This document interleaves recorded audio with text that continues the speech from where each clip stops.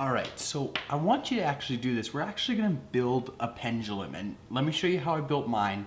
Obviously, we don't all have the same tools on hand, but I tried to use stuff that you could just use. What you'll need is some kind of weight for the end of it, and then some kind of string. So I'm literally using my iPhone headphones. Probably not the best tool to use for this, but we're gonna go with it. And all I did was I attached it to a lamp. So now I've got this free swinging, free hanging pendulum.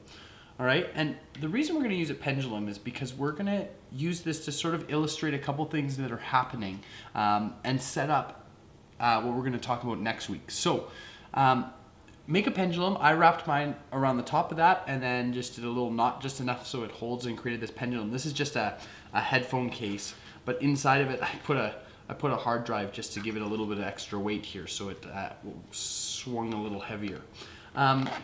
So what I want you to do now that you've made your pendulum, I want you to grab one side of it, lift it up to the side, okay? And all we're gonna do is just let it swing. Back and forth, back and forth. What do you notice? If your experiment is anything like mine, it started way up here, but it's not going nearly that high now.